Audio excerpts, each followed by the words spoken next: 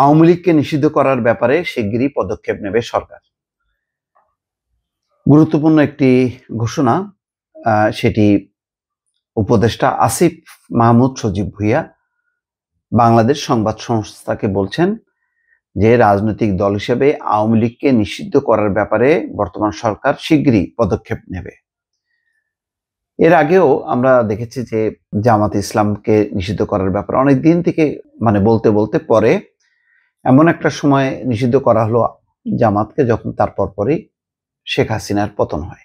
এটি তেমনই একটি সিদ্ধান্ত কিনা বা এই সিদ্ধান্তটার ব্যাপারে সবার ঐক্যমত্য আছে কিনা সেটা পরিষ্কার না। এর আগে বিএনপি কিন্তু বলেছে যে আওয়ামী লীগকে নিষিদ্ধ করার আমরা কে, কারা নিষিদ্ধ করবে, কিভাবে নিষিদ্ধ হবে। আমরা যেহেতু এখন নির্বাচিত প্রতিনিধি না, সুতরাং নির্বাচনের পরে জনপ্রতিনিধিরা এই ব্যাপারে সিদ্ধান্ত নেবে, এমন একটি আভাস বা বক্তব্য দিয়েছিলেন মির্জা ফখরুল ইসলাম আলমগীর। ফলে এই বিষয়টি আর এগোয়নি। এর মধ্যে আদালতের শরণাপন্ন হয়েছিল বৈষম্য বিরোধী ছাত্র আন্দোলনের নেতারা, পরে তারাও সেই জায়গা থেকে পিছু হটে এবং এটি নিয়ে বিএনপির সঙ্গে একটা মতদ্বৈততা আছে। তবে সালাউদ্দিন আহমেদ, বিএনপির স্থায়ী কমিটির সদস্য, তিনি সম্প্রতি বলেছেন যে আওয়ামী লীগকে নিষিদ্ধ করা বা তাকে আইনানুগভাবে রাজনীতি করতে না দেওয়ার ব্যাপারটা সরকার কেন সিদ্ধান্ত নিচ্ছে না, এমন একটা ইঙ্গিত দিয়েছে। তার প্রেক্ষিতে আসিফ মাহমুদ এমন একটি বক্তব্য দিলেন বাসসকে একান্ত সাক্ষাৎকারে। তিনি বলছেন, প্রথমত এটা অত্যন্ত ইতিবাচক যে আওয়ামী লীগ নিষিদ্ধ করার ব্যাপারে রাজনৈতিক দলগুলোর মধ্যেও এক ধরনের ঐক্যমত্য তৈরি হচ্ছে।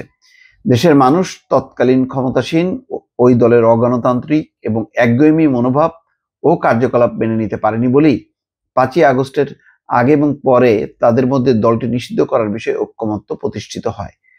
রাজনৈতিক দলগুলোর মধ্যে এমন ঐক্যমত্য তৈরি হলে সরকারের জন্য যে কোনো সিদ্ধান্ত বাস্তবায়ন করা সহজ হবে।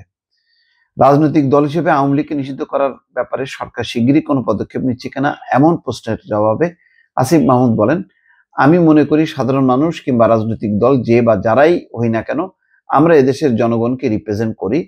ফলে 5ই আগস্টের পরে জনগণের যে আকাঙ্ক্ষা ও চাওয়ার জায়গা আছে সেগুলোকে প্রাধান্য দেওয়াটাই আমাদের মূল লক্ষ্য হওয়া উচিত। সেই জায়গা থেকে বিএনপির পক্ষ থেকে আওয়ামী লীগ নিষিদ্ধের যে দাবি উঠেছে, আমি এই বিষয়টিকে সাধুবাদ জানাতে চাই। অন্তর্বর্তী সরকারের এই উপদেষ্টা বলেন, বিচারিক প্রক্রিয়া ছাড়াও 4টি আইন রয়েছে যেখানে সরকার নির্বাহী আদেশে যে কোনো দলের বিরুদ্ধে ব্যবস্থা নিতে পারে। এটার লিগ্যাল ফ্রেমওয়ার্কটা কি হবে সে বিষয়ে সরকার এখনো সিদ্ধান্ত নেয়নি। তিনি বলেন, বিচারিক প্রক্রিয়ায় স্বাভাবিকভাবে জুলাই আগস্টের গণহত্যার সঙ্গে আওয়ামী লীগের সম্পৃক্ততা প্রমাণিত হওয়ার কথা। আন্তর্জাতিক অপরাধ ট্রাইব্যুনালে কিন্তু এমন একটি ধারা ছিল, পরে সেই ধারাটি বাদ দেওয়া হয়। সেই ধারায় কিন্তু আওয়ামী লীগকে নিষিদ্ধ করতে পারত আন্তর্জাতিক অপরাধ ট্রাইব্যুনাল। এখন সরকার কিভাবে করবে, কোন আইনে করবে, সেটা সরকারই ভালো জানে। সেক্ষেত্রে আওয়ামী লীগকে দলীয়ভাবে নিষিদ্ধ করা, নিবন্ধন বাতিল করা সহ যে কোনো ব্যবস্থা সরকার গ্রহণ করতে পারে। তবে বিষয়টি যেহেতু আইনের বাস্তবায়নের সঙ্গে যুক্ত, সেক্ষেত্রে সরকার প্রয়োজনীয় সব প্রক্রিয়া অনুসরণ করেই আওয়ামী লীগ নিষিদ্ধ করার বিষয়ে একটি চূড়ান্ত সিদ্ধান্তে আসবে। আমি আশ্বস্ত করতে চাই, বাংলাদেশের জনগণের চাওয়ার প্রতিফলন ঘটাতে সরকার এই ব্যাপারে দ্রুত পদক্ষেপ নেবে। যাই হোক, এখন উনি আসিফ মাহমুদ বলেছেন, সেই ব্যাপারে বড় রাজনৈতিক দলগুলো, বিশেষ করে বিএনপি, জামাত কি বলে, বাম রাজনৈতিক দলগুলো কি বলে, সেটি গুরুত্বপূর্ণ। কেননা সব দলগুলোর মতামত ছাড়া এই বিষয়ে আসলে অগ্রসর হওয়া কঠিন।